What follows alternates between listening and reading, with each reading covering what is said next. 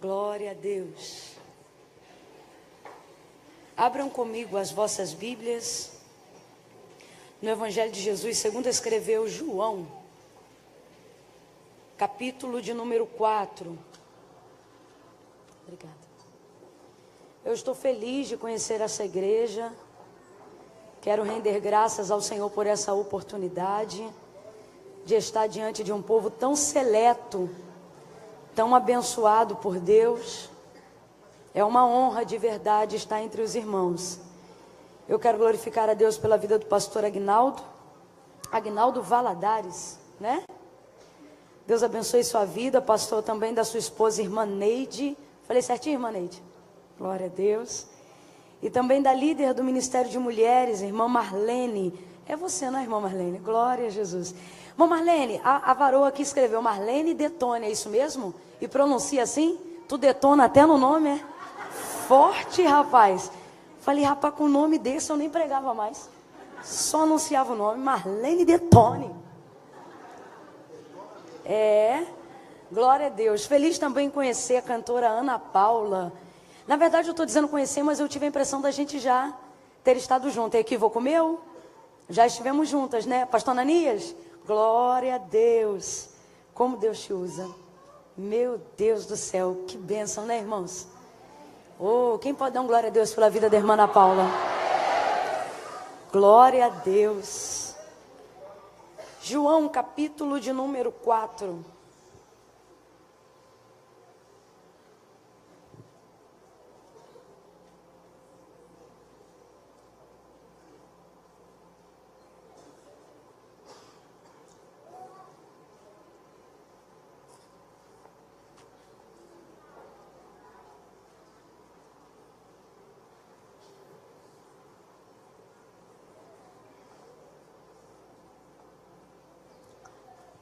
Tô seca, irmão, pensa. João 4, do verso 1 em diante. Quem achou pode dar um amém? Amém. Amém. Diz assim o texto. Quando os fariseus ouviram que Jesus fazia e batizava mais discípulos do que João, se bem que Jesus mesmo não batizava e sim os seus discípulos, ele deixou a Judéia e voltou outra vez para a Galiléia. E era-lhe necessário passar por Samaria.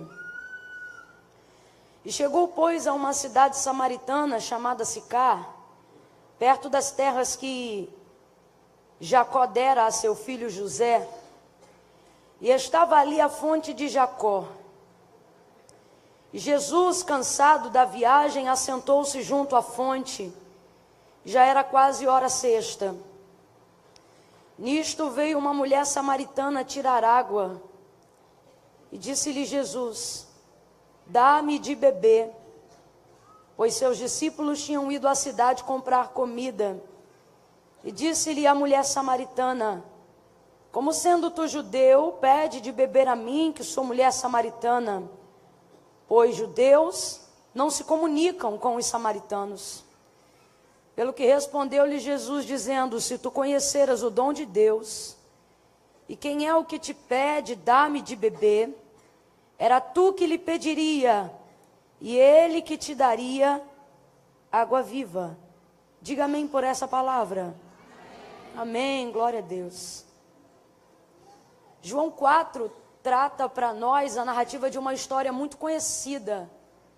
Nós vamos pincelar rapidamente, caso tenha alguém aqui nessa noite que ainda não tenha tido o privilégio de ouvir falar sobre esse momento da história de Jesus enquanto cumpria seu ministério divino aqui na terra. O encontro dele com a mulher samaritana. Na verdade, há algumas coisas que precedem esse momento que precisam ser explicadas por nós, ou precisam ser entendidas por nós. A Bíblia vai dizer que Jesus ele estava na Judéia, e ali o ministério estava crescendo, a mensagem do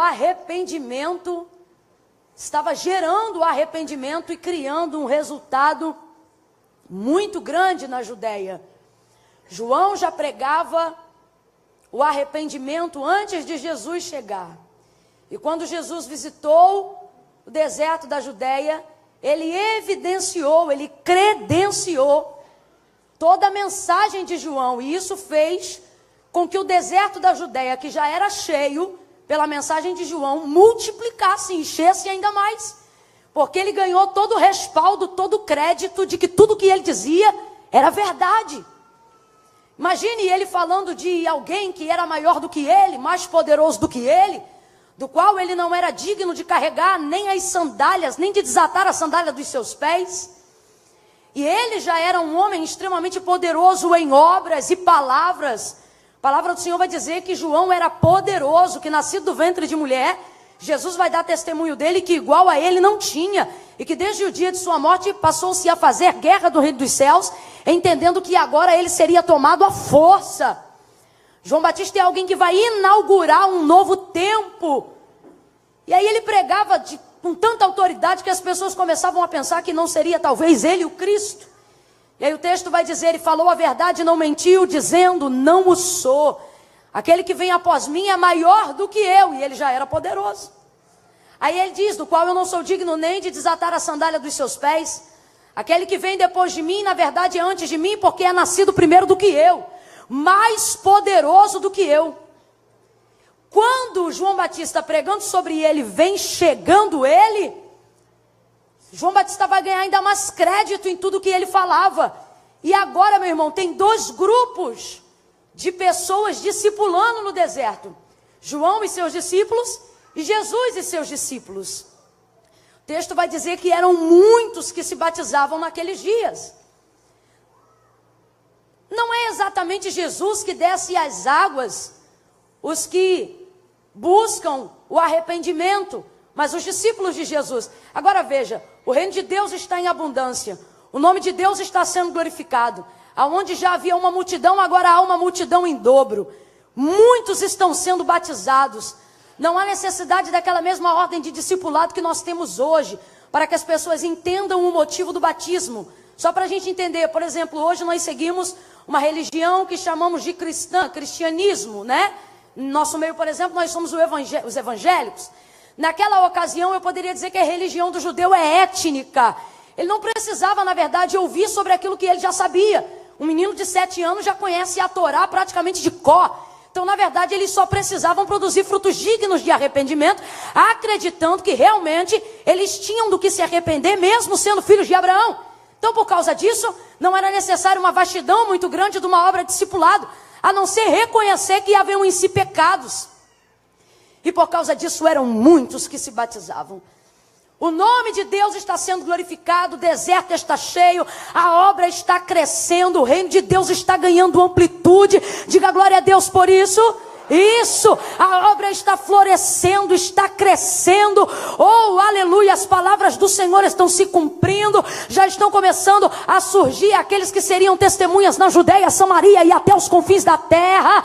São muitos os discípulos que agora seguem a Jesus. Eu não estou falando somente dos 12 que o acompanhavam, mas de 70 que acompanhavam os 12. E muitos outros que faziam muitas outras pessoas descerem às águas batismais. São pessoas reconhecendo que têm pecados, são pessoas sendo confrontadas pela palavra do arrependimento, pela palavra do confronto, perdão, para gerarem arrependimento. É gente que não está preocupada em tirar o tronco ou o cisco que está no olho do irmão, mas é gente que está fazendo uma análise de santificação em si mesmo, é gente que está procurando uma redenção pessoal.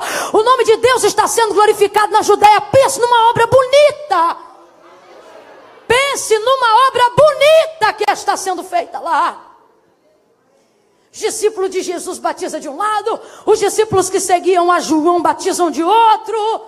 Mas a Bíblia vai dizer que de repente sai uma notícia entre os fariseus e eles começam a comentar entre si. Quem começam a comentar entre si? Quem o disse? Os fariseus. Os fariseus começam a comentar entre si, percebendo que os discípulos de Jesus, ou nesse caso Jesus, se bem que não era Jesus, mas os seus discípulos que realizavam a obra do batismo, batizavam mais discípulos do que João Batista. você vai perceber um clima de rivalidade na língua dos fariseus. Esse tom de conversa é o tom de quem está enunciando uma disputa. Vê se isso é conversa. O reino de Deus na terra em ascensão. Filhos de Abraão reconhecendo que tem pecados. Homens estudados na lei, conhecedores da palavra, reconhecendo que precisam de redenção. Há uma obra extraordinária sendo feita. Quem está entendendo, diga amém.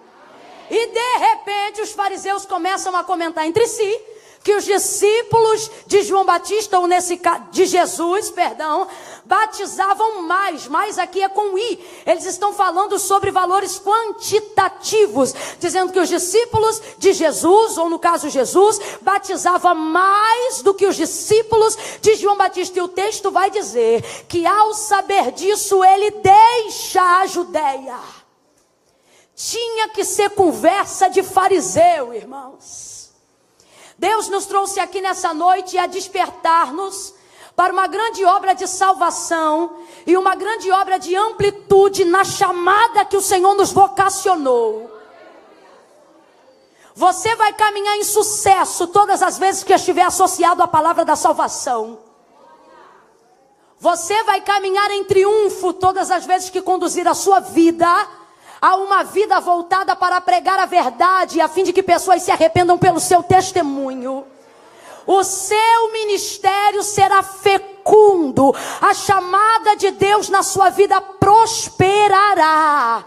E todas as vezes que o reino de Deus estiver em evidência na sua vida, todas as vezes que você prosperar na pregação da palavra, todas as vezes que você prosperar na maneira com que você adora, todas as vezes que você ganhar fluxo na intercessão, todas as vezes que o Senhor virar uma chave de ignição na sua vida, todas as vezes que a estaca da tenda do teu ministério começar a largar, todas as vezes que pessoas olharem para você como referência, todas as vezes que através da sua vida Deus começar a render os mais duros corações da sua casa, oh aleluia, todas as vezes que você invocar o nome do Senhor e você começar a trazer o reino de Deus para a terra, fazendo como Jesus disse: venha o teu reino e seja feita a tua vontade, você vai começar a chamar a atenção de fariseus. E a conversa entre eles nunca é qualitativa. Olha, gente, essa conversa, vê se isso é conversa. Eles param para falar que os discípulos de Jesus batizam mais pessoas do que os discípulos de João. O rio é um só, é o Jordão. A mensagem é a mesma do arrependimento. O caminho é um só. O propósito é o mesmo, como disse Paulo aos Efésios: uma só fé, um só Senhor e um só batismo. Então pouco importa quem está batizando mais ou quem está batizando menos. Isso não é uma disputa, isso é um propósito. Mas você vai perceber na palavra dos fariseus que há uma disputa eminente. E Jesus, ao saber disso, ele deixa a Judeia. É complicado quando você tem que deixar regiões geográficas que estão prosperando por causa da conversa disseminatória de fariseus. Mas Deus te trouxe hoje aqui para dizer que você não precisa disputar coisa alguma. Deus te trouxe aqui nesta noite para dizer que você não tem que fazer cabo de guerra com ninguém. Deus te trouxe aqui para que você pare de se sentir influenciado pela competição das redes sociais, pela maneira com que as pessoas se dirigem a você, pela maneira com que as pessoas te pressionam acerca de como você conduz a obra de Deus no modelo que Deus te revelou. O Senhor te trouxe aqui para te dizer que o sinal de que é necessário você deixar a terra é quando os fariseus começarem com disputa. Irmã Camila, e por que eu vou sair? Não importa se é você ou se é o outro, é a maturidade que dita quem aguenta sair. É a maturidade quem dita quem não vai discutir. É a maturidade que dita quem não vai ofender. É a mãe, mas tem que ser ela, tem que ser ele, tem que ser eu, não. Tem que ser quem amadureceu e entendeu que o reino de Deus é maior. Só que não é coincidência, não. O texto vai dizer que quando Jesus fica sabendo disso, ele deixa a Judeia. A obra de Deus não é deixada. O batismo não é deixado. A obra de Deus continua sendo feita. Quem se retira do local onde a obra estava sendo feita é Jesus.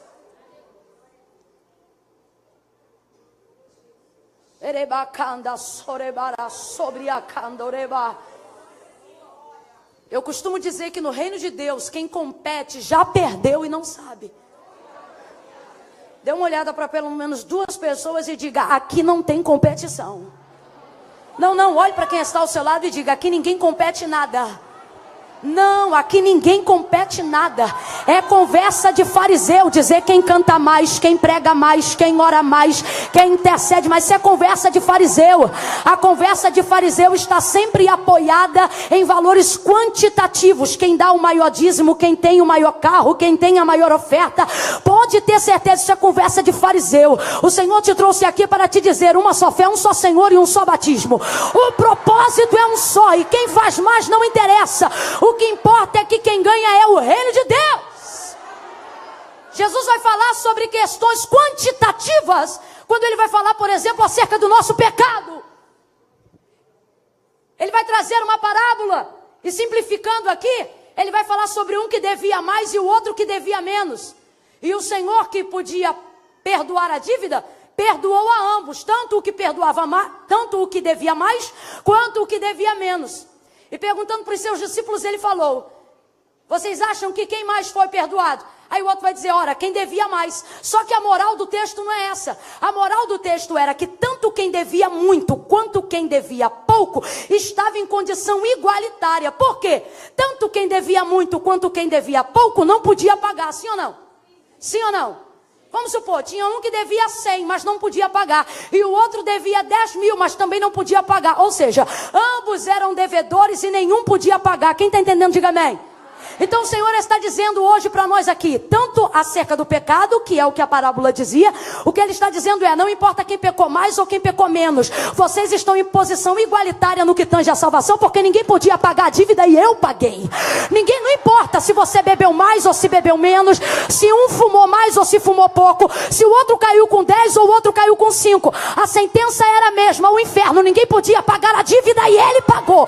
Ele pagou a dívida. Agora veja, se você pega isso e coloca em direção ao reino de Deus, você vai ver que a perspectiva do reino de Deus não muda.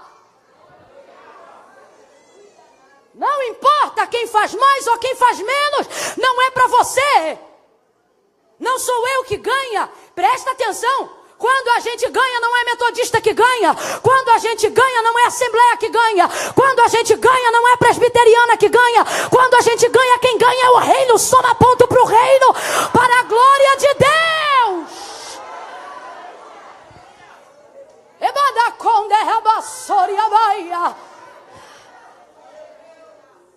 A Bíblia vai dizer que Jesus, ao saber disto, deixou a Judeia.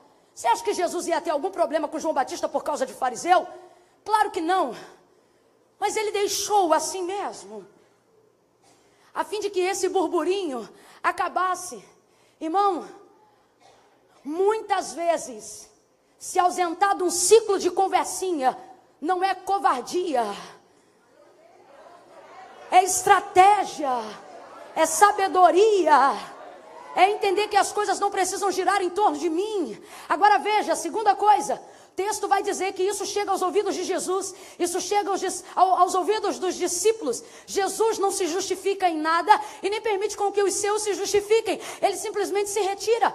Deixa eu te falar uma outra coisa acerca de maturidade, acerca de envolvimento no reino de Deus. Tem que ter maturidade, se não tiver, não vai aguentar se envolver.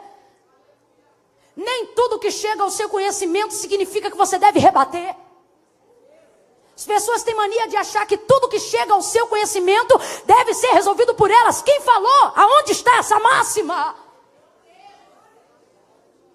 O fato de chegar ao seu conhecimento alguma coisa que está sendo dito sobre você ou não, não determina que você tem que ter autonomia para resolver aquilo. Pelo contrário, quando a primícia da informação te alcança, ela te dá privilégio de tomar uma decisão antes de qualquer coisa. E as decisões que você vai tomar não precisam ser justificadas a fariseus. E ouvindo isso, deixou a Judéia. Olhe para quem está ao seu lado e diga: se tiver que deixar. Olhe para quem está ao seu lado e diga: se tiver que deixar, deixa. Mas não briga. Não.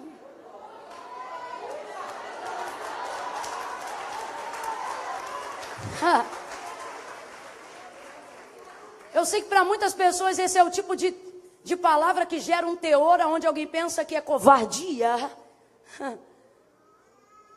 Covardia é você deixar a obra sofrer por querer zelar pela sua reputação mais do que pela obra de Deus. Isso é covardia.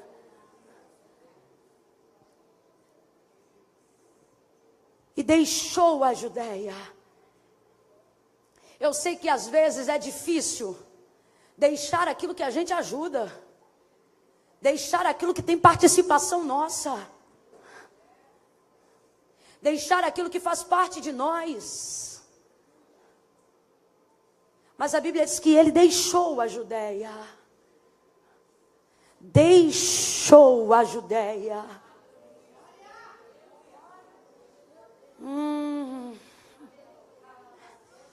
Tem muita disputa por causa de Judéia, com tanto espaço ainda a percorrer.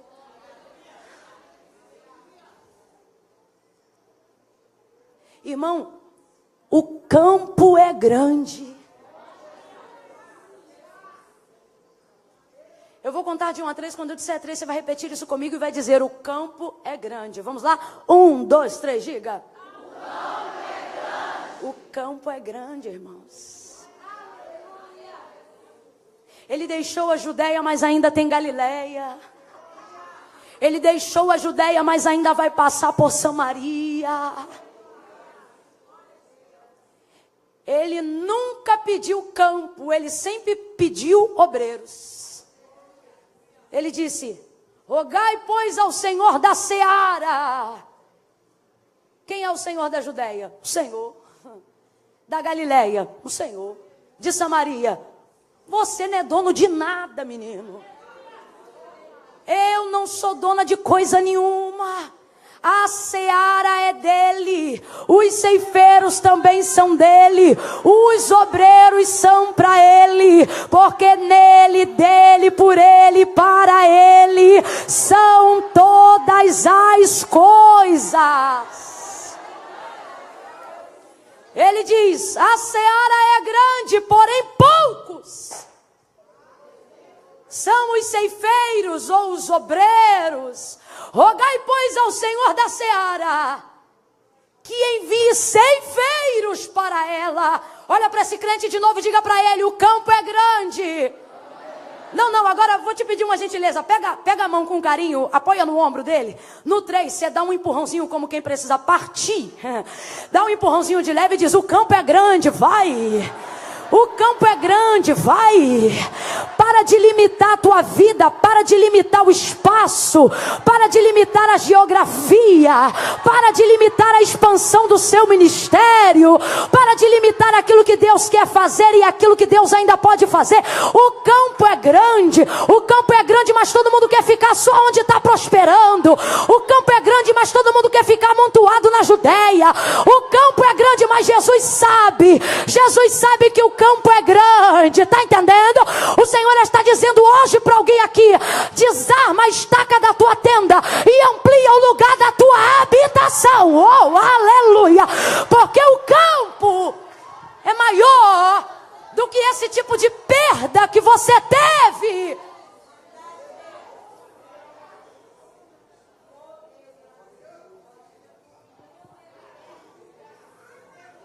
Oh, aleluia!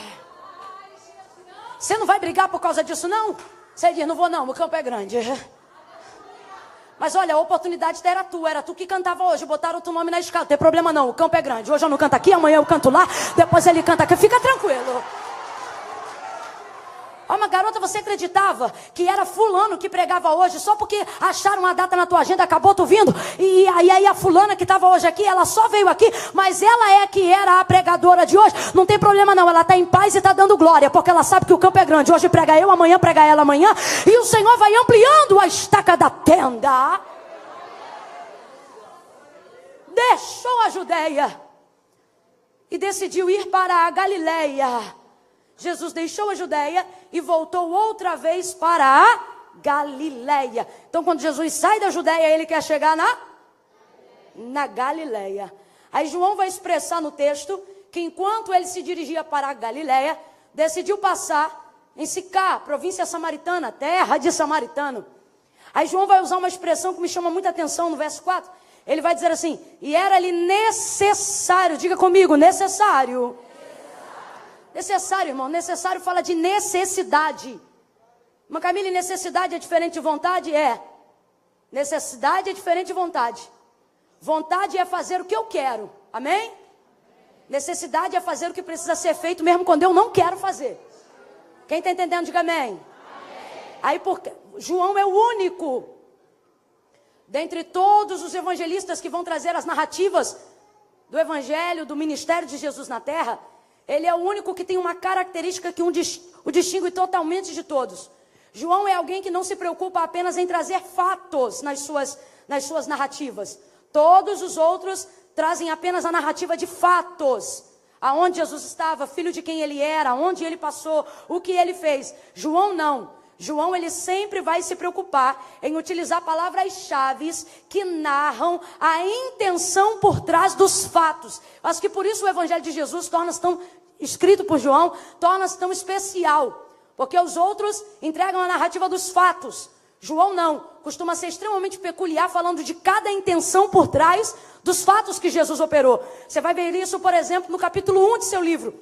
Quando todos os outros, de igual modo, vão abrir a narrativa dos seus livros, falando sobre o nascimento de Jesus, narrando a sua genealogia, o nome de seu pai, o nome de sua mãe. João é totalmente às avessas. Ele abre a narrativa, não fala do nome do pai, não fala do nome da mãe, não fala de ninguém. Ele já abre o texto dizendo: no princípio era o verbo estava com Deus, o verbo era Deus, nele estava a vida, e a vida era a luz dos homens. Houve um homem de Deus chamado João. Ele já vai direto, só Jesus.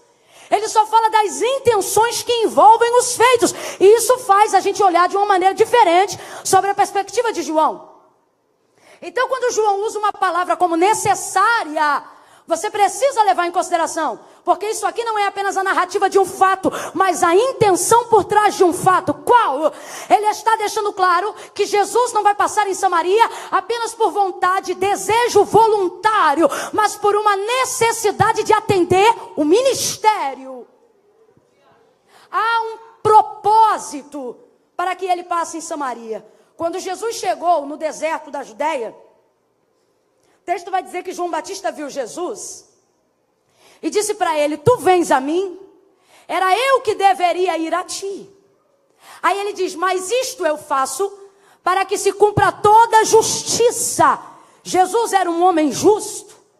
Tentavam pegar ele a fim de que ele contrariasse alguma coisa que Moisés deixou escrito, mas nunca conseguiam pegar. Num dos seus primeiros sermões, Jesus vai dizer: eu não vim para descumprir a lei, eu vim para fazê-la.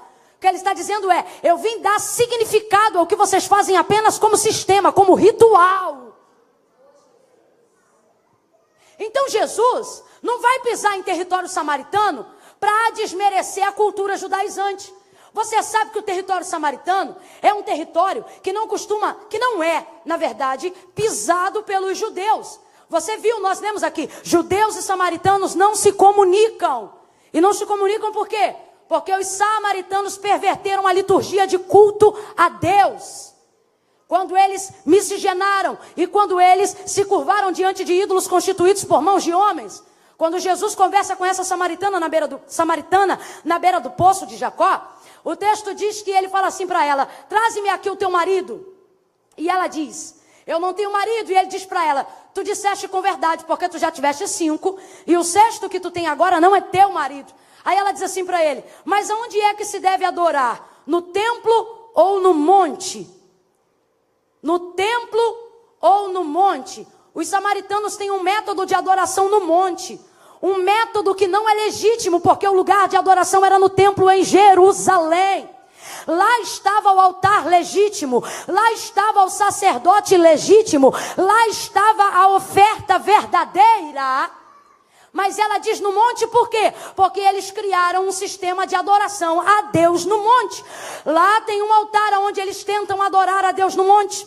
Agora, do lado desse altar também tem um altar de Baal. E do lado do altar de Baal também tem um altar de Moloque. Então veja, os samaritanos fizeram uma coisa que muita gente faz nos nossos dias. Quando eles não conseguem se adequar à regra legítima de adoração instaurada em Jerusalém, eles criam seus próprios altares. O que é isso? Seu método de adoração, para que eu não seja obrigado a entrar onde eu não posso, para que eu não seja obrigado a entrar onde eu não me sinto confortável. Eu vou falar bem rasgado para todo mundo entender. É gente que já acha que não precisa confessar pecado, é gente que já não faz mais gabinete, é gente que não precisa vir à igreja, é gente que já ora no próprio quarto, ele mesmo pede perdão, ele mesmo se perdoa, ele mesmo se pune, ele mesmo se levanta, ele mesmo vai para a igreja, ele decide quantos meses ele vai ficar em disciplina, ele mesmo volta. Que tipo de gente é essa? É gente que criou um método de adoração para não se sentir excluído da adoração legítima, porque já não se enquadra a maneira correta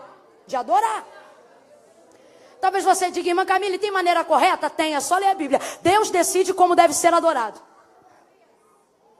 A gente é tão falho na nossa adoração que a Bíblia diz que para isso ele criou os anjos. Os anjos adoram a Deus exatamente como ele deseja ser adorado. Porque se Deus dependesse de ser adorado exatamente como deve ser por nós, pensa, hoje eu vou à igreja, amanhã eu não vou. Hoje eu quero dar glória, amanhã eu não quero. Hoje eu estou de mau humor, já pensou?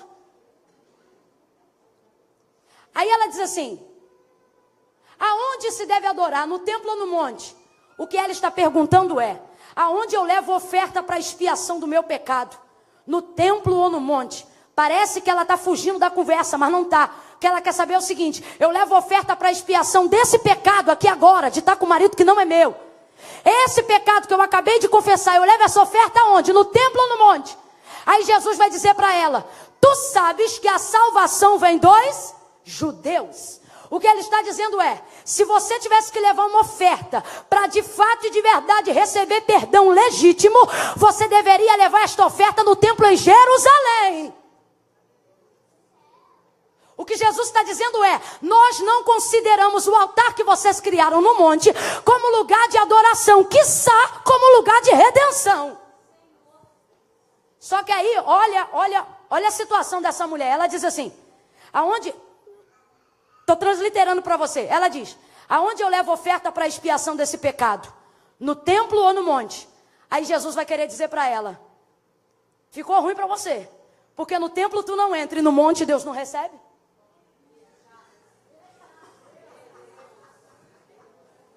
Ela não pode ir ao templo e no monte Deus não aceita. Aí ele diz, mas a hora chegou. Oh, aleluia. Eu quero que você repita isso após mim. Diga, a hora chegou. Diga de novo, a hora chegou. Isso é profético nessa noite, porque Deus me trouxe hoje aqui para dizer, diga para ele, diga para ela que a hora chegou de liberar perdão para os samaritanos. Diga para ele, diga para ela que chegou a hora em que eu estou aferindo a maturidade espiritual dela e a maturidade espiritual dele para levar redenção à terra dos samaritanos. Irmã Camila, por que você está pregando assim? Você vai entender. Quando ele diz a salvação vem dos judeus, ele está dizendo, você sabe que quem perverteu o culto foram os samaritanos. Você sabe que quem quebrou a liturgia foram os samaritanos. Você sabe que quem se afastou foram os samaritanos. Trocando para miúdos, você sabe que os errados são os samaritanos. E por que os judeus não pisam em Samaria? Porque os samaritanos estão errados. Completa aí para mim. Por que os judeus não pisam em Samaria? Os judeus não pisam em Samaria porque os samaritanos estão? Os judeus não pisam em Samaria porque os samaritanos estão? Aí João vai dizer que Jesus falou que lhe era necessário. Por que necessário? Porque ninguém expressa vontade voluntária para poder pisar em terra de errados. Ninguém acorda dizendo: rapaz, eu estou com a vontade de visitar meu pai que me molestou. Estou com a vontade de dar um abraço no meu pai hoje. Ninguém acorda um dia alegre da vida e pensa assim: ai, que saudade da minha mãe que me batia mesmo sem eu fazer nada, que me castigava. Ai, quando eu olho para essa cicatriz que minha mãe me fez aqui, me dá vontade de dar-lhe um beijo na testa e dizer quanto eu a amo. A nossa carne não opera para Deus bem voluntário nenhum. Por que o texto vai expressar necessidade? Porque vontade é fazer o que eu quero quando eu quero. Necessidade é fazer o que precisa ser feito mesmo quando eu. Quem aqui acorda de madrugada para trabalhar? Levanta a mão. Quem acorda de madrugada? Jesus dá trabalho para o teu povo. Vamos lá. Quem levanta na madruga para trabalhar? Abaixa a mão. Tem alguém que levanta 5? Tem? Tem alguém que levanta 4:30? Vou pegar o pessoal de 4:30. Agora imagina esse pessoal aqui no domingo depois do culto. Já indo para casa pensando na segunda-feira: ô delícia, o culto acabou tarde. Pregador falou a pampa, foi uma glória. 11 horas ainda está no caminho de casa. E ela mora 15 quilômetros longe da igreja. Vai ela pelo caminho. Que delícia, rapaz, eu estou cansada, porque o sábado foi de arrebentar. O domingo foi explosão. Deu faxina, lavou banheiro, cuidou de filho, tirou meleca, instruiu na correção, foi para EBD, fez cantina de noite, vendeu coxinha, enfiou a barriga no tacho. Acabou-se o culto, vai ela embora. No meio do caminho ainda tem que chegar em casa, botar as coisas em ordem, refogar o arroz da segunda-feira, tirar o pote da que bom do congelador para poder temperar o feijão do outro dia, deixar tudo no esquema. Quando ela olha para o relógio, já são 00:30. Ela está virada na trabalheira desde sábado. Aí ela olha para o relógio e diz: olha que delícia, 00:30. Ai, rapaz, eu acho que eu não vou nem dormir de tanta vontade que eu tô de levantar 4:30 da manhã. É assim? É assim? Você não levanta 4:30 da manhã para trabalhar porque tem vontade. Você levanta porque você precisa.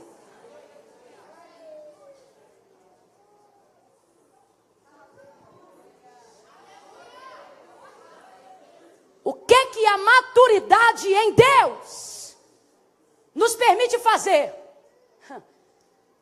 Permite colocar as nossas responsabilidades na frente das nossas vontades.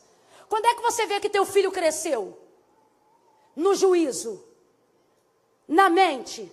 Quando você percebe que ele tem vontades, mas ele aprende a priorizar as responsabilidades. Ministério é assim, chamada com Deus é assim, reino de Deus é assim, ser cristão é assim.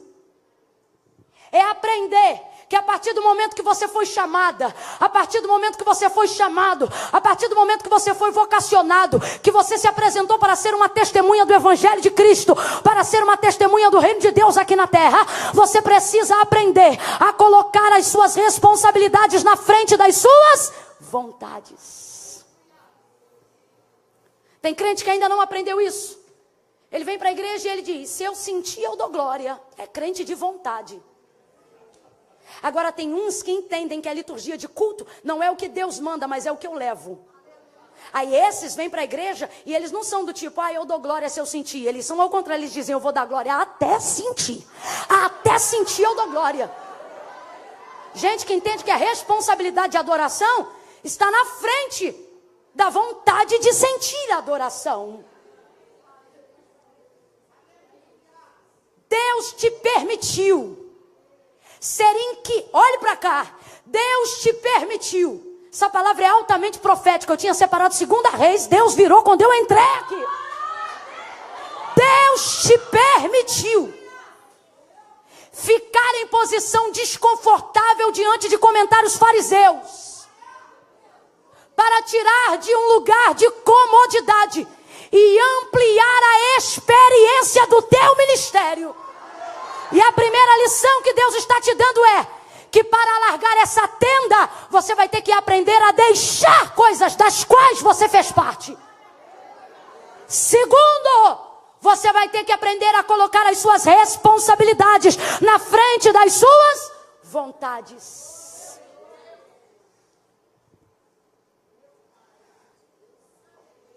Quem tem um chamado não faz só o que quer. Quem teve ousadia para abrir a boca e dizer, não vivo mais eu, mas Cristo vive em mim, então tem que parar de fazer só o que quer. Só dá glória se quiser, só adora se quiser, só perdoa se quiser, só faz o que quer. Se você continuar controlando a sua carne pelos sentimentos, você cairá na armadilha do seu próprio coração. Filtre os seus sentimentos e emoções com oração. Nem tudo é do jeito que você sente. Não dá para guiar uma vida baseada por emoção. Não dá para viver e basear uma vida por arrepio. Não é só por arrepio que Deus se apresenta. Aí eu senti um arrepio, frio também arrepia. Deus te trouxe aqui para te dizer, eu estou te dando maturidade, para que você entenda que o seu ministério, que a sua vida, que a sua casa, que a sua família, que o seu trabalho, que a sua vida financeira, que a sua vida espiritual, que a sua vida emocional está habilitada a crescer, quando você entende que as suas responsabilidades com a vida cristã vêm na frente das suas vontades.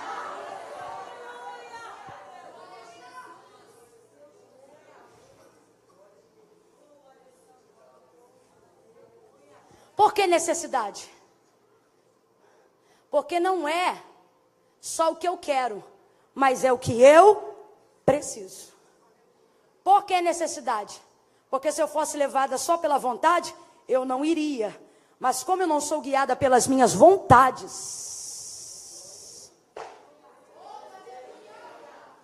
Deus está mandando eu dizer para alguém, as suas vontades vão te lançar dentro do abismo. A carne só guerreia em prol dela. Está pensando que ela quer te levar para o céu? Quer não. Carta de Paulo aos Romanos, capítulo de número 7. O querer bem está em mim, mas não consigo fazê-lo. Porque toda vez que quero fazê-lo, encontro outra lei que opera nos membros da minha carne e que me impede de fazer o bem que eu sei que preciso fazer. O querer bem está em mim, mas não consigo efetuá-lo.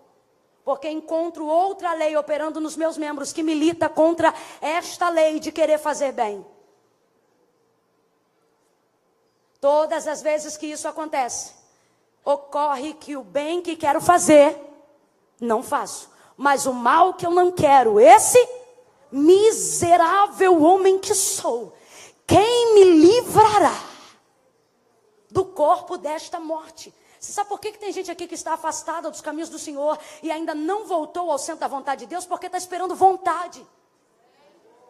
Você está esperando o quê? O dia que você sentir um arrepio? Irmão, não leva uma não, mas eu vou falar. Salvação não é emocional não, é consciência de que você é pecador e vai queimar no fogo do inferno, se não reconhecer que precisa de perdão dos pecados. E que só Cristo pode dar. Isso aqui nem emocional não, é decisão. Pelo contrário, Paulo vai dizer, apresentai o vosso culto racional a Deus.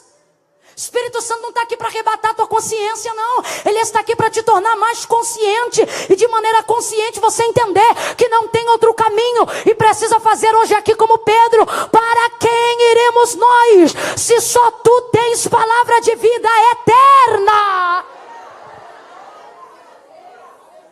Paulo vai dar graças a Cristo Jesus. Por quê? Porque Jesus é o único que pode corrigir e endireitar a vereda do seu caminho para fazer aquilo que agrada a Deus. Quando Jesus pisa em Samaria, Ele não está ali apenas porque quer.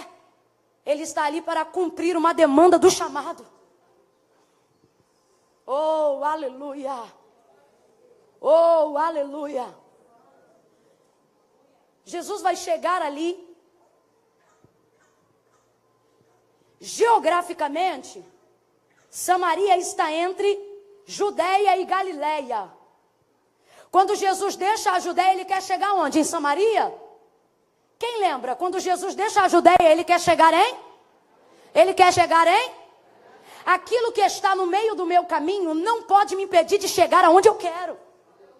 Agora veja, entre Judeia e Galileia está... Vamos lá, crente, entre Judeia e Galileia está? Qualquer judeu, qualquer um, daria toda uma volta no entorno de Samaria e faria uma viagem de 6 dias para chegar na Galileia. Mas Jesus não vai dar volta no contorno de Samaria. Jesus vai passar a entrada da porta de província samaritana. Porque a distância mais curta entre dois pontos é sempre uma linha reta. Qualquer outro judeu faria um contorno. E ao invés de chegar aonde desejava, que é Galileia, em 3 dias chegaria em 6. Quando você ignora Samaria, você chega na Galileia em... Mas quando você passa pelo território samaritano, você quebra a viagem na emenda e chega em... Jesus não vai dar contorno em Samaria, Jesus vai passar pela província samaritana. Tudo leva a crer que uma viagem de 6 dias vai durar 3 dias. Porque Jesus está decidido a não ignorar a província samaritana. Eu tenho 2 palavras de Deus para você. Primeira, fazer a vontade de Deus realmente não é fácil. Mas fugir dela dá mais trabalho. E tem gente aqui fugindo da terra samaritana. Tem gente que entrou hoje aqui, é crente, dá glória a Deus, é dizimista, toma santa ceia, canta, prega, ora, intercede, mas ainda não está vivendo metade da plenitude de tudo aquilo que Deus determinou para a sua vida, só porque vem ignorando o território samaritanos. Volto a dizer, que território é esse? Porque eu não estou falando da samaritana não, eu estou falando de você. Que território é esse? É o território do erro. É o território de quem errou comigo. É o território de quem falou comigo. De quem falhou comigo. Quando Jesus conversa com aquela mulher, ele deixa isso claro. Ele diz, a salvação vem dos judeus. Então os judeus não pisam na terra dos samaritanos, porque os samaritanos estão errados. Os samaritanos estão... E quando é que eles ficarão certos? Se a salvação vem dos judeus, mas os judeus não pisam lá. Porque em terra de errados, a gente espera que quem errou vá pedir perdão. Presta atenção que é contigo mesmo. Você está entendendo o teor central da palavra? Áreas retidas na sua vida. Viagens longas, quando deveriam estar encurtando-se. Pessoas cansadas, e você pensa que esse cansaço é obra de Deus. O Senhor está dizendo, não, esse cansaço é o caminho que você tem traçado para longe do conserto. Esse caminho,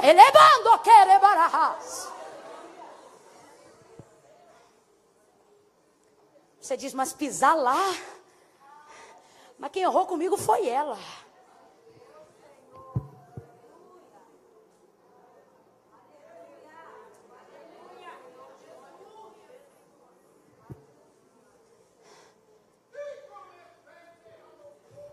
Aleluia.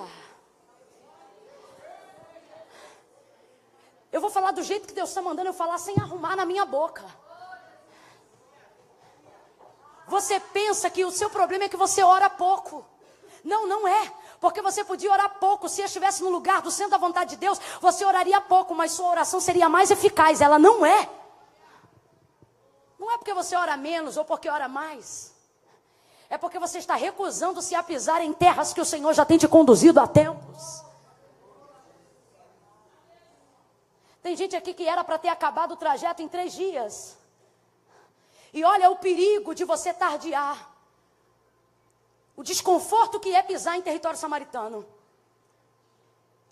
Uma viagem de 3 dias leva menos ou mais bagagem do que uma viagem de 6 dias. Uma viagem de 3 dias leva menos ou mais bagagens do que uma viagem de 6 dias? Menos. Uma viagem de 3 dias é menos ou mais cansativa do que uma viagem de 6 dias? Uma viagem de 3 dias incha mais ou menos as pernas do que uma viagem de 6 dias? O Senhor está dizendo para alguém aqui, menos, bem menos, menos. Tem alguém já quase se descabelando e o Senhor está dizendo, menos, menos. Tem alguém aqui se perturbando, dizendo, ai, porque eu vou morrer, a obra de Deus vai me matar, esse departamento vai me engolir. O Senhor está dizendo, menos, menos, menos, bem menos. Não deixa essa batata comigo só não. Divide o bolo com o irmão que está do seu lado, diga para ele com o maior carinho do mundo, diga menos, tá? Menos. Menos, bem menos. Menos. Você está tratando a província samaritana como se fosse o seu lugar de residência, como se fosse um lugar de destino final. Mas você não saiu da Judeia para chegar em Samaria. Quem lembra? Você saiu da Judeia para chegar na Galileia. O Senhor está dizendo: pare de tratar o seu momento intermediário como o seu lugar final. O Senhor está dizendo: ei, eu não te chamei para morar em Samaria, eu disse que você só vai passar. Deus está dizendo para alguém: o desconforto é temporário, o constrangimento é temporário, a dificuldade de se relacionar é tempo. Pega na mão de um crente aí, em nome de Jesus. Segura na mão de alguém, segure na mão de alguém, segure na mão de alguém. Olhe para essa pessoa e diga: Samaria. Diga: Samaria, terra de errados, terra de quem vacilou. Olhe para ele e diga: Samaria, passa lá. Olhe para ele ou para ela e diga: e se é para passar, passa, passa. O Senhor está dizendo: não vai morar, só vai passar. É temporário, é temporário. O desconforto é temporário, o constrangimento é temporário, o aborrecimento é temporário, o confronto é temporário, o embate é temporário. Vai passar. Deus está me mandando dizer isso para alguém: vai passar.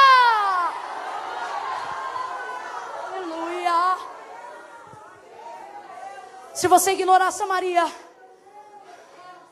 você demora uma vida toda para chegar na Galileia. E posso lhe falar, vai chegar como eu já vi muita gente chegando. Chega, mas chega tão cansado que não pode nem comemorar a chegada. Eu já visitei culto de ação de graça, em que quem ofereceu o culto não tinha força para rir. Estou falando sério. Porque se desgastou tanto, brigou tanto, se aborreceu tanto, fez tanta queda de braço com Deus, que quando chegou na hora de celebrar, estava no lugar da vitória, mas não tinha força para dar glória. É só você analisar que você vai ver que você conhece gente assim. Deus está dizendo: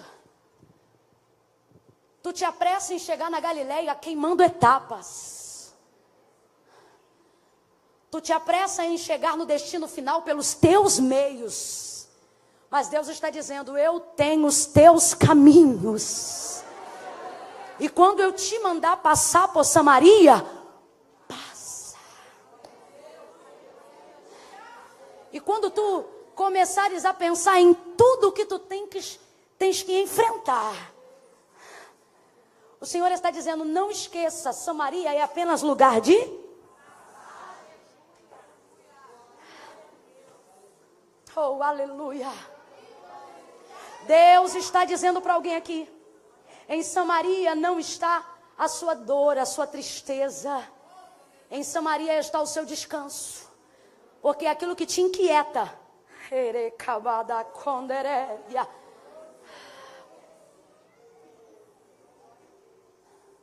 irmãos, o texto vai dizer que Jesus chega em Samaria cansado. Porque esse negócio de fazer a vontade de Deus cansa, tá? Eu costumo dizer que ser crente qualquer um pode ser, até os demônios são. Mas ser salvo é outra vibe. Jesus chega cansado. Agora tu vê, se chegando em Samaria, que é o meio do caminho, diga o meio do caminho, já chegou cansado, imagina chegar na Galileia sem ter lugar para descansar. Chegava como? Muitos não chegam. Lembra da parábola que Jesus contou do samaritano? Do bom samaritano? Que passou o sacerdote, viu, não falou nada. Passou o levita, viu também e passou de banda. Mas o samaritano veio e estendeu e ajudou. Aquele homem foi dentro da parábola, estava caído por causa de salteadores. Esses salteadores são nômades ladrões do deserto. Ficam à espreita de quem vai passar. Quanto mais bagagem, eles atacam aquele comboio para repartir os despojos. Tem gente aqui levando um peso e uma bagagem extra muito grande, para poder chegar onde quer, e o Senhor está dizendo: você não vai aguentar carregar metade do que você está levando. E segundo, você se torna uma peça vulnerável para os salteadores do caminho. Não está entendendo não? Demônios que andam à espreita, vendo quanto podem lucrar com aquilo que você carrega. Não, você não entendeu não. Deus te trouxe aqui para dizer que no caminho da sua chegada final, Ele não te levantou para dar lucro para o inferno.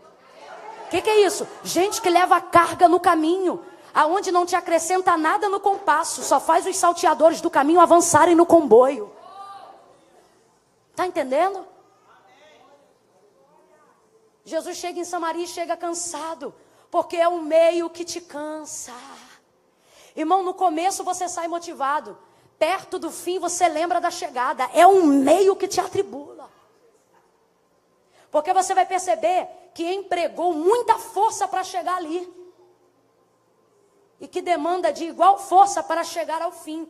O meio é o lugar das pressões. Tem gente que está hoje aqui pressionado. E por causa dessa pressão você tem vontade de desistir. Mas o Senhor está dizendo, essa pressão só está acontecendo para te dizer que você já chegou no meio. Oh, aleluia.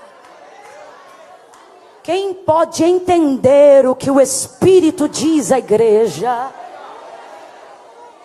Chegar ao meio é chegar à consciência de que não vale a pena voltar, porque eu vou usar o mesmo espaço para voltar, o mesmo tempo para voltar, do mesmo que eu tenho para chegar. Então o Senhor está dizendo, você se sente pressionada porque chegou no meio. No meio o quê? No meio de uma tensão, onde você tem que tomar uma decisão. E essa decisão é entender que o conserto virá de você e não de quem errou. Jesus chega no poço antes dela. Quem caminha no centro da vontade de Deus sempre chega antes, gente. Quando ele se assenta ao poço, aí o texto diz, nisto vem chegando uma mulher samaritana.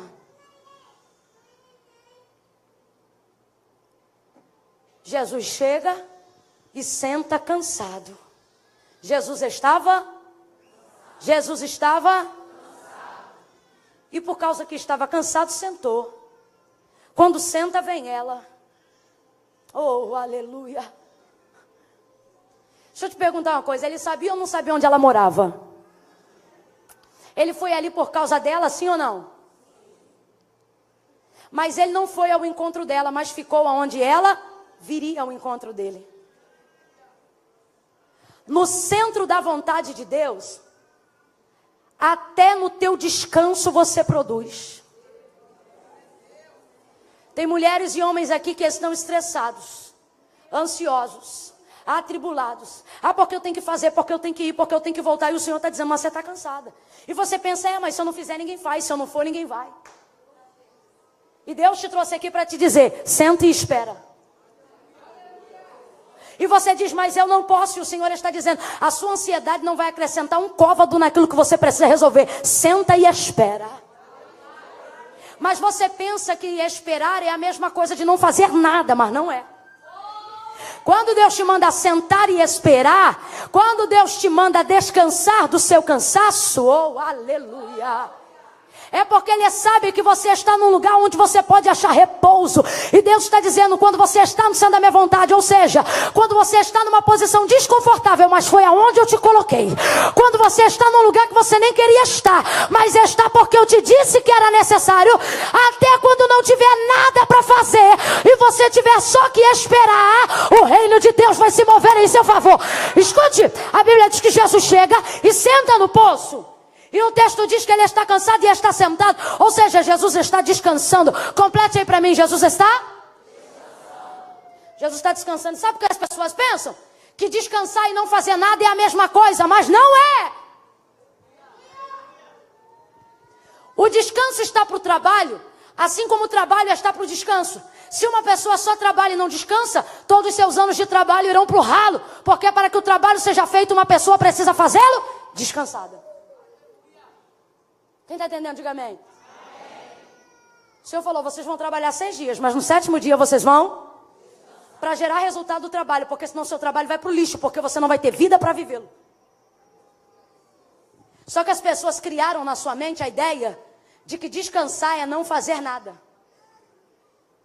Só que não fazer nada é não fazer nada, e descansar é descansar. E por que elas atrelam isso? Porque o descanso está associado à espera. E as pessoas acham que esperar é não fazer, e não é. Não fazer nada é não fazer nada. Esperar é esperar. Pergunta para essa galera que levantou a mão, que diz que trabalha de madrugada, que levanta de madrugada, perdão. Acorda com eles. Vai para o ponto de ônibus 5 horas da manhã, a hora que eles esperam o ônibus. Vocês vão ver eles parados. E se tiver banco no ponto, eles vão estar. Passa lá e diz que eles não estão fazendo nada.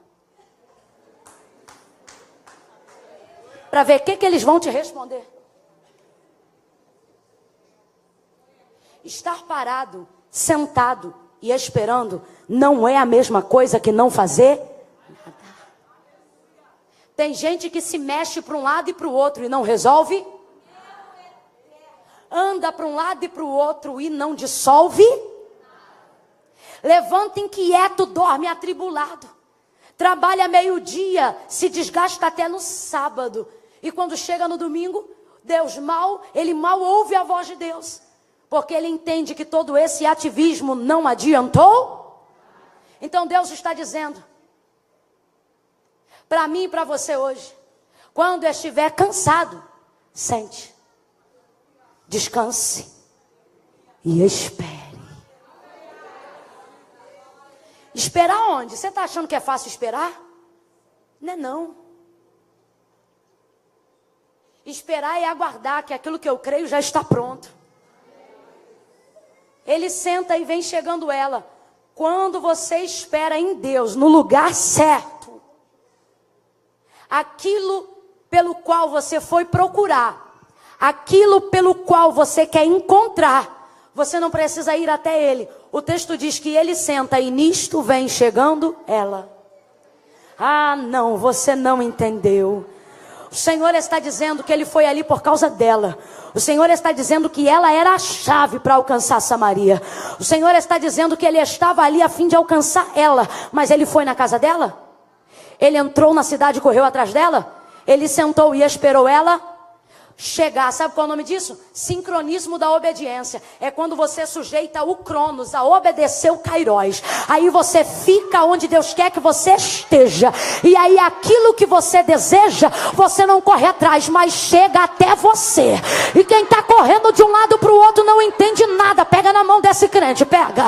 Segura a mão dessa pessoa, segura com vontade, vamos lá. Segura na mão dessa pessoa e diga para ela: no centro da vontade de Deus, você descansa, e no seu descanso o Senhor produz. O Senhor está trazendo para perto, o Senhor está trazendo a sua bênção, o Senhor está colocando aonde você está aquilo que você precisa. Aleluia, aleluia. Nisso chega ela. Meu Deus, rapaz, isso é coisa de doido. Isso acontece na nossa vida direto. A gente está lá correndo atrás do que quer, quando a gente não aguenta mais, que os nossos recursos foram embora, que a gente não tem mais capacidade, que o fôlego já se esvaiu, que as forças físicas, a carne já está em frangalho. Aí a gente diz: não aguenta mais, daqui a pouco Deus faz parar do nosso lado que a gente queria.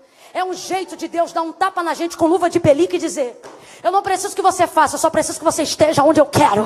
Eu não preciso que você meta a mão, eu só preciso que você me obedeça, menina.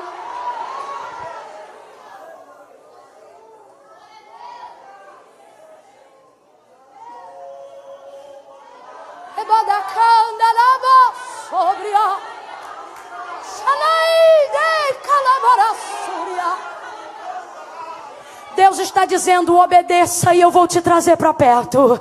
Deus está dizendo: obedeça e eu vou te poupar constrangimentos. Deus está dizendo: obedeça e você não vai precisar entrar, você só vai passar. Deus está dizendo: obedeça e eu vou minimizar os prejuízos.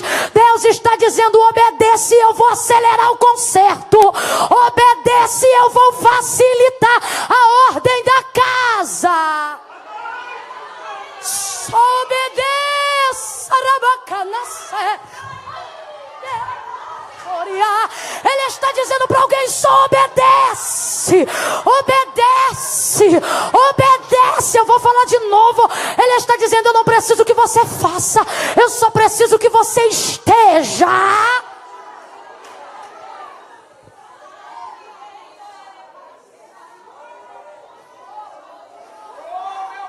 Vem ela, chega ela.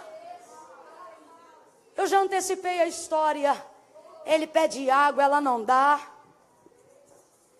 Ele conversa com ela, ela fica convencida e quer dar água, mas no final ele não bebe e ainda dá.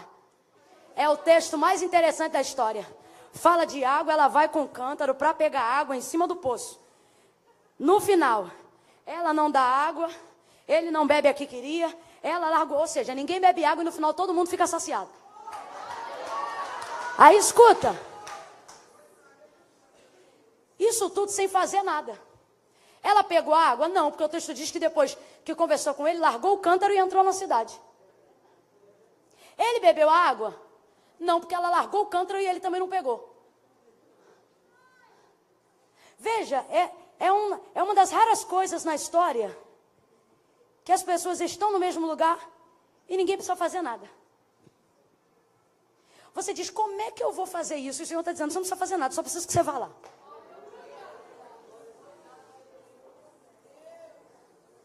Talvez você está assim, mas quem errou comigo foi ele. E o Senhor está dizendo exatamente, é terra dos errados. Não espere conserto de lá. Olha o que Jesus disse para ela, a salvação vem dois. É por isso que ele está pisando lá, porque você não pode esperar o conserto de quem está na terra dos errados. Ele veio de lá e pisou lá. Fala para esse crente aí, pisa lá.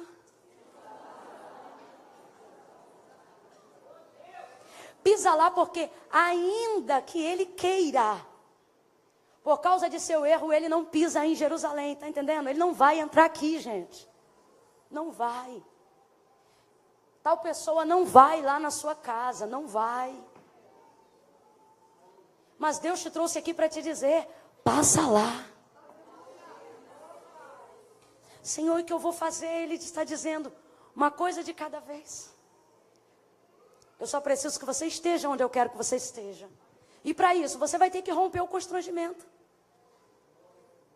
A vaidade, a presunção, a arrogância, o ego por saber que você está certa.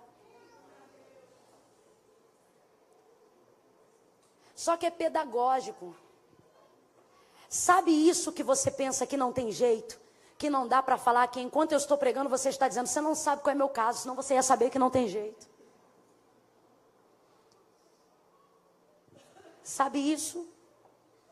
O Senhor criou essa estratégia e te trouxe hoje aqui para dizer que o primeiro passo é seu.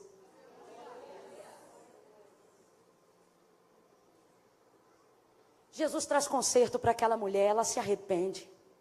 Ele olha para ela e diz, nem no templo nem no monte, mas a hora chegou. Chegou quando? Quando eu cheguei aqui. O Senhor está dizendo, a sua atitude vai determinar a hora que eu faço o conserto.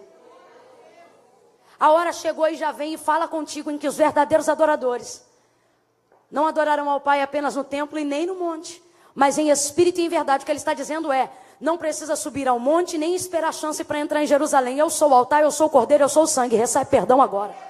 E perdoa ela. E perdoa ela. Não tinha ali outro sacerdote, não tinha ali outra pessoa, só tinha ele e ela. Depois desse concerto, o texto diz que ela larga o cântaro, transformada. Entra na cidade com a fonte que jorra para a vida eterna. Está dentro dela, já bebeu a água. Vai pela cidade anunciando o reino de Deus. E vai dizendo, vinde, vede, contemplai. Se não é este o enviado de Deus que tem me dito todas as coisas. Rapaz, o semblante dela está tão transformado. E eles estão tão assustados de saber que tem um judeu. E que tem alguém demonstrando-se ser o Messias, profeta, o Cristo. Coisa que não tem em Samaria. Que eles saem todos para fora da cidade. Junto à entrada da fonte. Porque querem vê-lo. Quem traz? Ela. Aquilo que começou nela vai ter um alcance muito maior. Eu fecho aqui. Quando chega lá, o texto diz que Jesus foi tão bem recebido pelos samaritanos. Mas tão bem recebido, que o texto vai encerrar os versículos finais do capítulo 4 dizendo, e repousou ali mais 2 dias.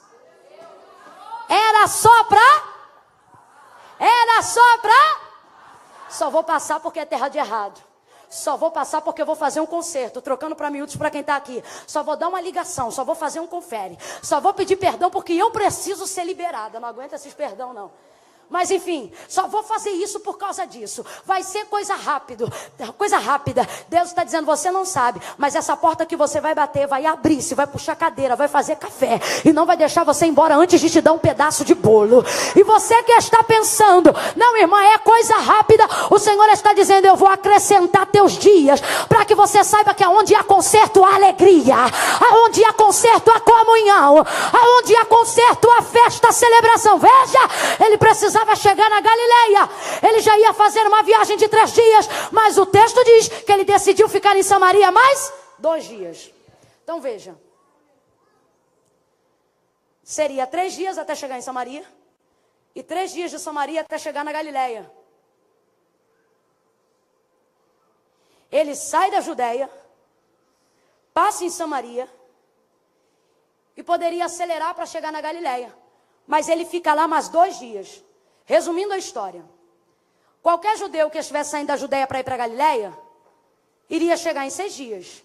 Jesus poderia tê-lo feito em 3, mas por ter acrescentado mais 2 dias em Samaria, acabou levando praticamente o mesmo tempo para chegar na Galileia, que qualquer outro judeu chegaria. E talvez você diga, irmã Camila, exatamente.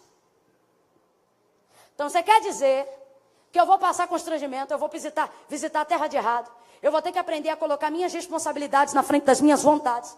E no final, quem ignorou, quem não viveu isso tudo que eu vivi, ainda vai chegar lá no mesmo tempo que eu? Então para que eu vou em Samaria? Veja, às vezes você chega em lugares que outras pessoas chegaram, no mesmo tempo até.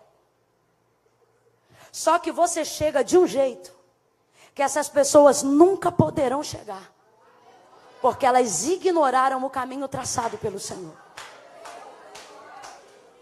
Deus trouxe alguém aqui para dizer, você chega onde alguém já chegou, mas a sua bagagem é outra. Você chega onde alguém está chegando, mas o seu testemunho é outro. O Ministério de Louvor pode subir rapidinho, por gentileza. Deus te trouxe aqui para te dizer, chegue, mas chegue sem culpa. Chegue, mas chegue sem ter que voltar atrás. Desculpa, gente, é só ele, só? Tem mais alguém aqui que faz parte do Ministério de Louvor? Ah, tá vendo? Glória a Deus. Não, porque eu ia dizer, rapaz, você é uma multidão, é forte. Eu ia dizer, você me perdoa, mas é que eu vi ali, parecia que tinha uns 4. Dá uma olhada para quem está ao seu lado e diga para essa pessoa, você vai chegar melhor do que quando saiu. Quem está entendendo, diga amém. Fica de pé do seu lugar num salto de glória.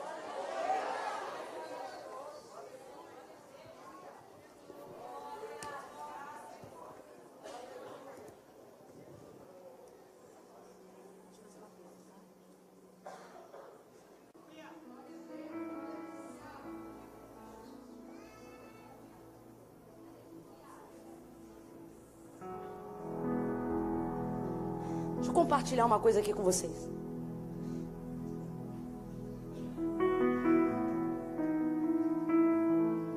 Eu tenho visto algumas pessoas chegarem a alguns lugares que projetaram, segurarem na mão alguns diplomas que queriam, subirem alguns altares que desejavam, frequentar algumas mesas, casas que sonharam. Eu tenho visto gente casar com quem queria, fazer parte da igreja que escolheu, mas não conseguir desfrutar em paz do diploma que recebeu, da casa que entrou, da igreja que escolheu, do marido que casou. E quando você senta para conversar com essas pessoas, você vai perceber que na história da vida delas tem uma Samaria que elas decidiram ignorar, porque lhes pareceu em algum momento da vida mais fácil ignorar do que resolver, do que pisar lá. Gente,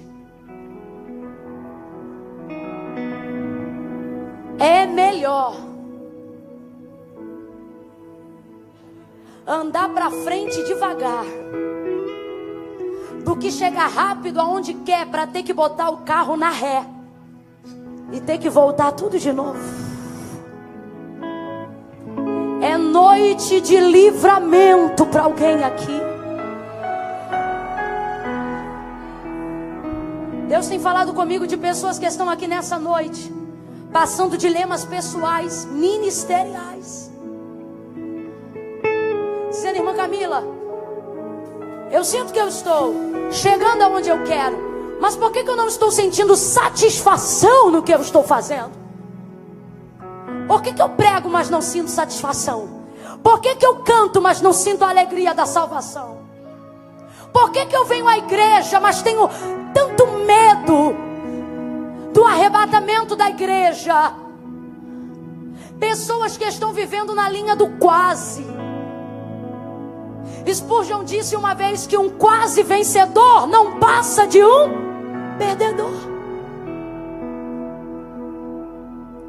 Quem quase entra significa que não entrou.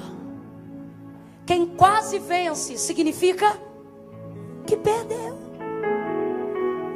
Quem quase acredita não crê. Quem quase salva-se perece. Deus está falando comigo. Você tem vivido uma vida de quase, porque você está deixando um momento, um meio do caminho atrapalhar a sua chegada no final. Samaria é meio. E Deus te trouxe aqui para te dizer: não despreze o meio, pensando no fim.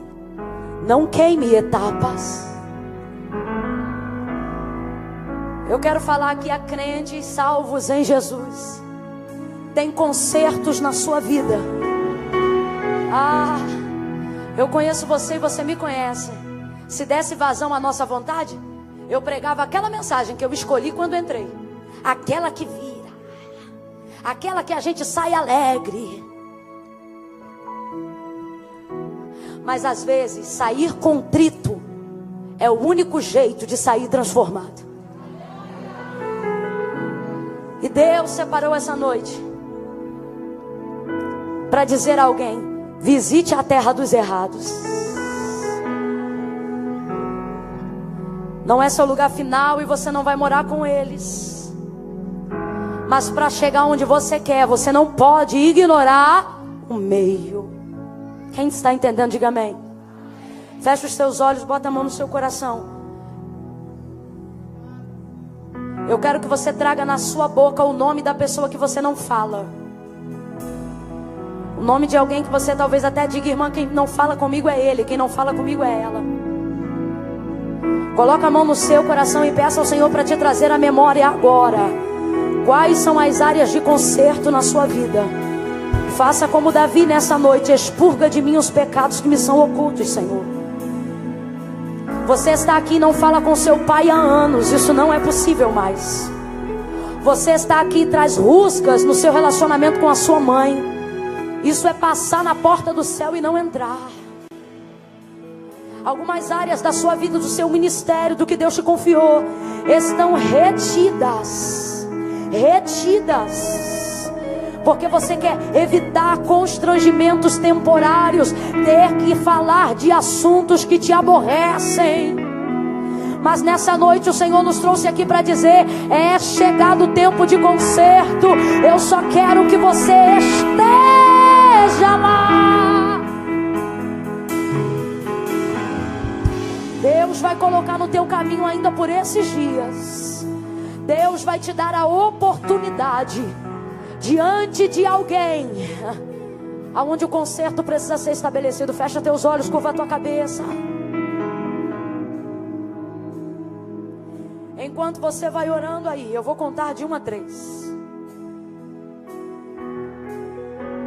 Quando eu disser 3, vai sair do lugar em que está e vai vir aqui para o altar de Deus. Quando eu disser 3, todas as pessoas que estão aqui, mas que se afastaram dos caminhos do Senhor. Você que está aqui se auto-intitula desviado, desviada. Você diz assim: ah, irmã, eu estou desviado. Você não está desviada, você não está desviado. Eu estou sim, não está. Você está afastado e morre de saudade. Desviado não frequenta culto. Desviado é Alexandre Latroeiro. Como disse Paulo, desviou-se do caminho, ou seja, despregou o que pregava. Não entrava mais aos crentes. Você diz: eu sou desviada. Eu sou desviado. Você é desviado e vem para a igreja em plena quarta-feira à noite. Você diz que é desviado e fecha o olho quando a gente ora. Você diz que é desviado e canta as músicas que a gente canta. Você diz que é afastado, mas vez ou outra dá testemunha. Até a porta de emprego que você trabalha, você reconhece que foi Jesus que abriu. Você diz que é desviada e fala com ele lavando louça.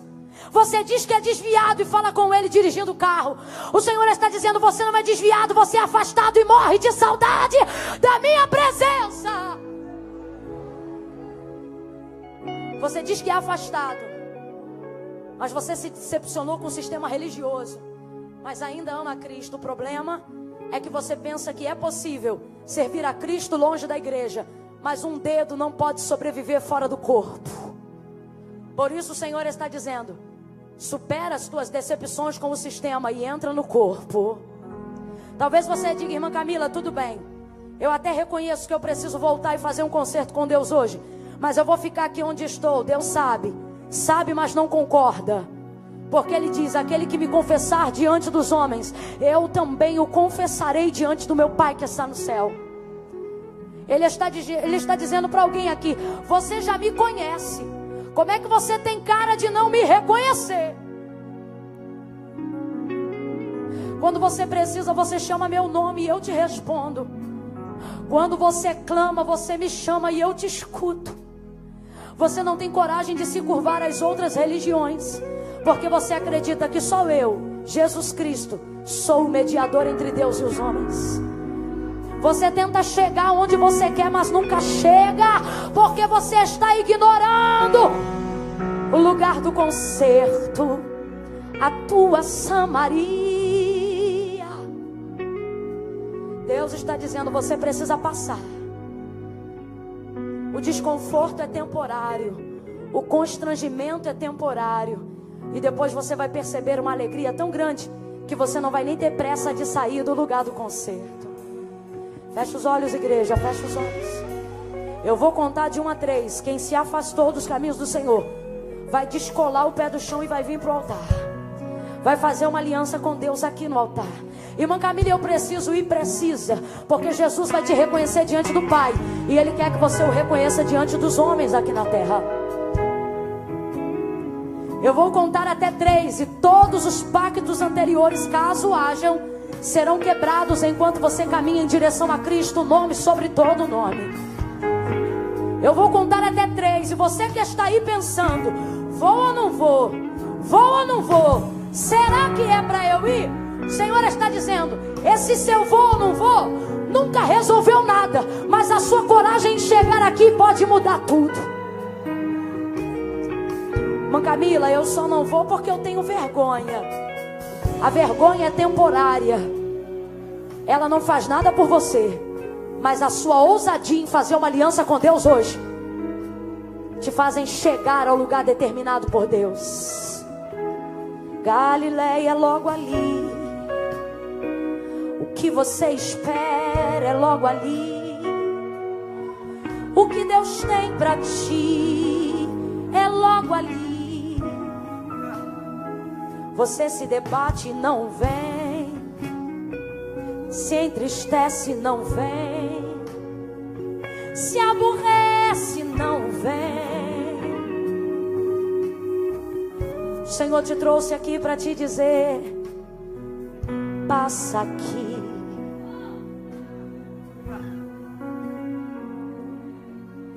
Passa no lugar de concerto. Fecha os olhos, igreja. Eu conto um. O Ministério de Louvor pode preparar algo. Eu conto 2. Se você sabe que é você, vai descolando o teu pé do chão e vai saindo daí. E vem vindo para o altar agora. Deus te trouxe aqui para te dizer: é a partir de hoje, é agora. Para de protelar a sua chegada. 2,5. Se você sabe que é com você, não espera ninguém te pegar na mão. Não espera sentir arrepio. Não, não, não. Tenha consciência de que precisa. Irmã, eu tenho que sentir alguma coisa. Você só precisa reconhecer, sentir necessidade de se arrepender. Eu conto 3, é você. Sai do teu lugar e vem. Vem agora, vem pro altar. Vem fazer uma aliança com Deus nessa noite. Vem pro lugar de conserto. Vem fazer uma aliança.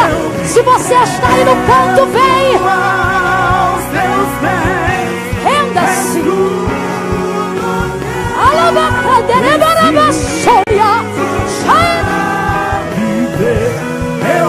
Ainda dá tempo para você. Você que está aí atrás. Ainda dá tempo. Levanta a mão, igreja. Eu estou esperando mais alguém que precisa passar aqui hoje. Eu me rendo aos teus pés. Vem, homem. Vem, mulher.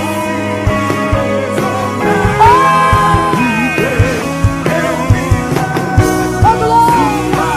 É noite de concerto. É noite de aliança.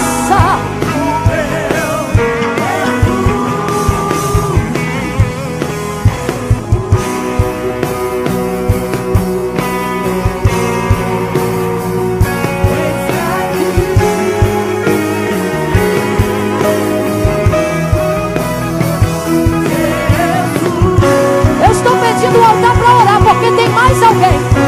Cadeias vão caindo por terra. Tem mais alguém. Diga, igreja, eu me rendo. Eu me rendo. Renda-se. Isso. Oh, glória.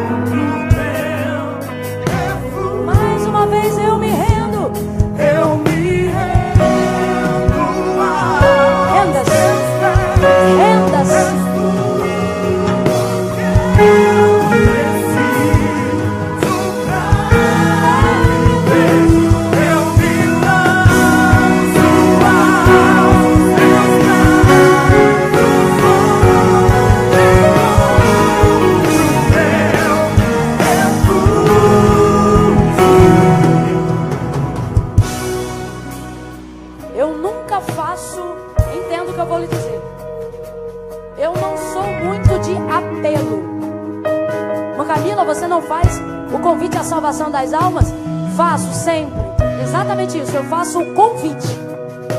Eu não sou do tipo de ficar apelando, porque Mateus capítulo 16 verso 24 diz: se alguém quiser, né? Mas Deus está falando comigo. Hoje você vai apelar. E eu digo: por que, Senhor? E o Senhor está dizendo para mim: porque tem alguém que quer,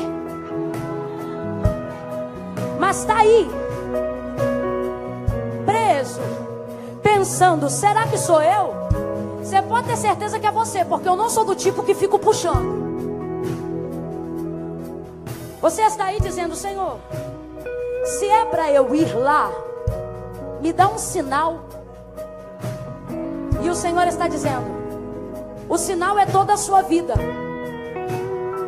Sua vida não anda longe de mim. Sua vida não funciona longe de mim. Sua vida não prospera longe de mim. Você não consegue ter liberdade longe de mim. Você se distancia do concerto, mas não é feliz. Você dorme e levanta. Oh, aleluia. Procurando um propósito. Eu não sei se você está no meio, se você está lá atrás, e você está pensando, será que vai dar tempo de chegar? Ou talvez você está dizendo, será que vão olhar para mim? O Senhor está dizendo, não interessa o que vão pensar de você. O que eu penso de você não paga as tuas contas, mas o que você faz diante de Deus muda a tua vida hoje.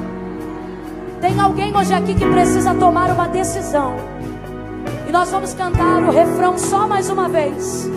É a sua chance. Deus está dizendo aqui para alguém, corre que dá tempo. Eu quero você. Você me quer. Você sabe que eu sou seu. Você sabe que você é minha. Eu me renda-se. Para de brigar com Deus. Você não vai vencer essa briga. Renda-se diante dele. Isso, renda. Eu me lanço. Levanta a mão, igreja. Adora.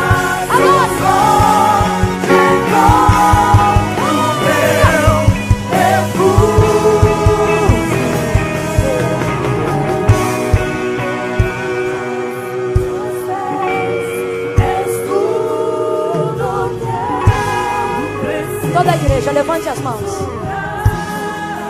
Eu me lanço aos teus braços. Glória a Deus. Bem forte. Eu me rendo. Não tem pra onde fugir. Não tem o que fazer. Não dá pra medir força com esse Deus.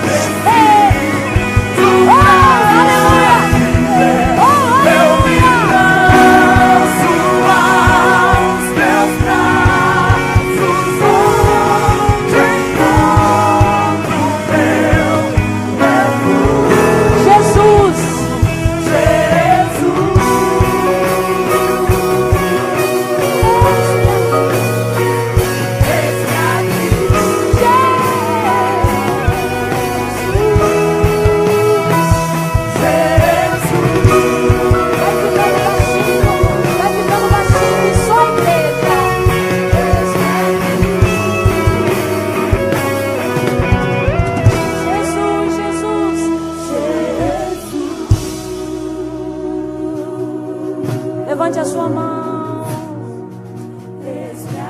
É você e ele agora.